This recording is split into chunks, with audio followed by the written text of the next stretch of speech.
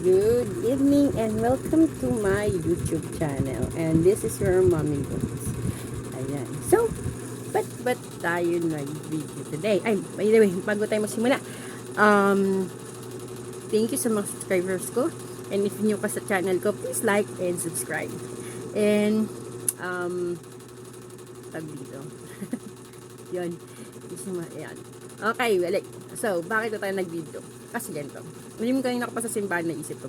Kasi ngayon nga, gusto ko sige sa inyo yung tungkol sa miscast o yung pinag-usapan sa yung parang yung tungkol sa Misat Day. Yan. Tapos parang nagtunto ko ngayon. Ayan. So, ang yung pinaka ng pare, ganito yun kasi hindi ko sasabihin yung verse kasi hindi ko din matandaan, pero siya, tungkol siya sa tough love. Yan. Tapos ganito nga kasi ganito yun yung pinakakwento. Tapos diba diba sa Bible si Jesus sinasabi na niya sa mga disciples niya na ano mangyayari sa kanya, like magkakanulo siya, maghihirap siya, ipapako siya sa krus. Ganun nangyayari sa kanya. Tapos, so yun na nga, parang sinakwento na niya sa mga disciples niya, na ganun yung nangyayari sa kanya. Tapos si Pedro, sabi niya,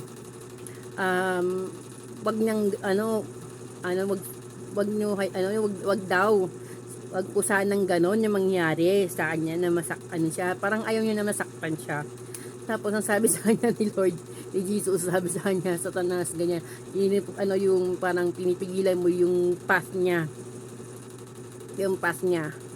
Na yung kailangan niya, yung kung bakit siya nandito, diba? Kasi yun yung talagang kalooban ni Lord, na yun yung mangyari, na ako siya sa krus, diba? Yun yung talaga, ang sabi, pinipigilan daw niya yung dapat mangyari,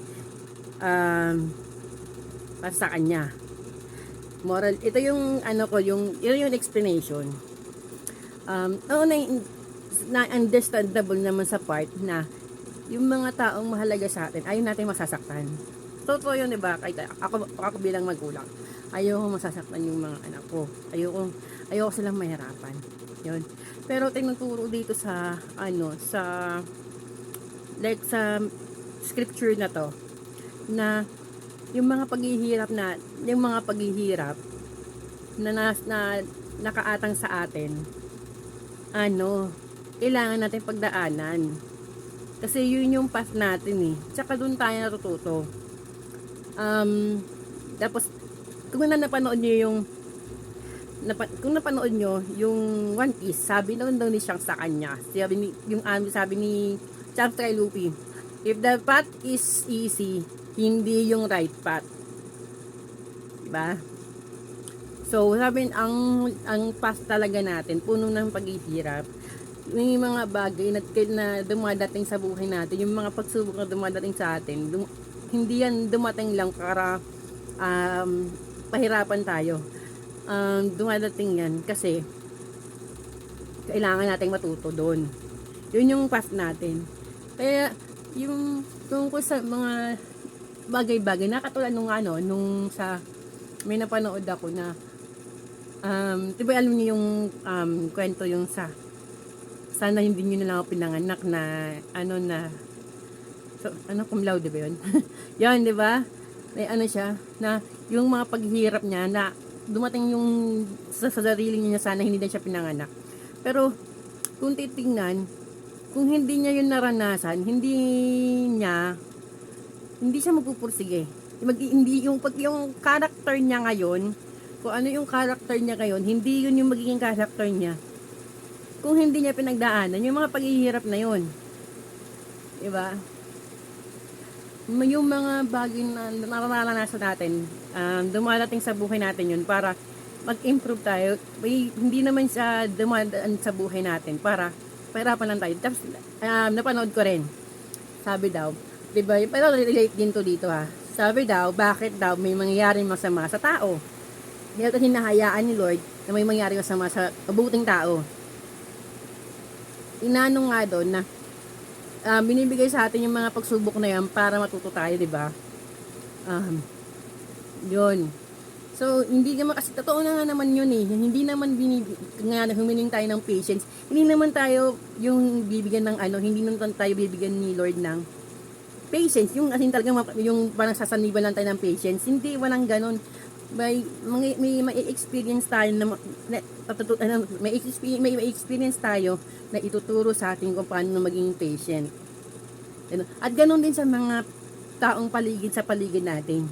Wag na, although totoo naman, ayaw natin silang mahirapan, pero kailangan nilang dapat hayaan natin silang ma-experience yung mga paghihirap sa buhay kasi hindi sila matututo doon, di ba? Kung wala,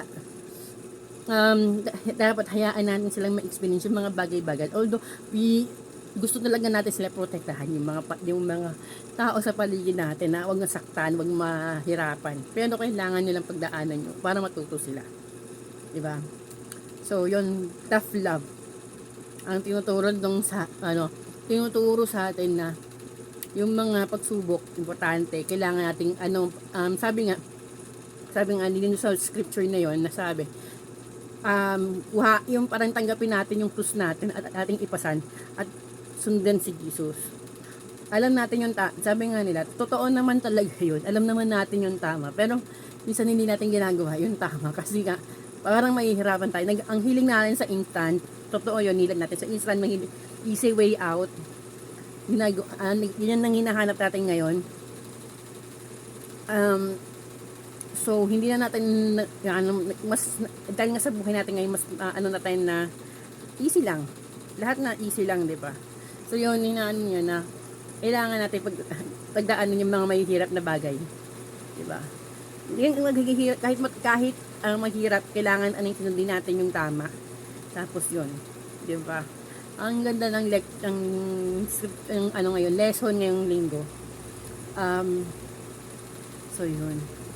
Feeling ko kasi kailangan ko sabihin sa inyo, share sa inyo ito, na alam ko na bilang magulang, ako rin na sabi ko, ito ba yung lesson ituturo mo sa akin today? Yun lang ko ngayon anong ituturo mo sa akin today? Yun.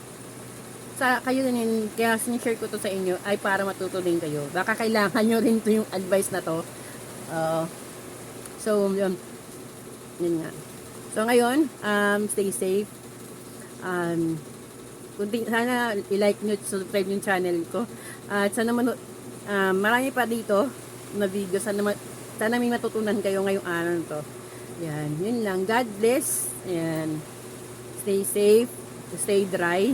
Dahil nga ngayon paulan. Keep your faith yon. Ang pananalig natin sa Diyos, yun yung nagpapalakas sa atin araw-araw. Yon. Saka yun yung nagbibigay sa atin para buhay. Yan. So, yun. Yun lang. Bye.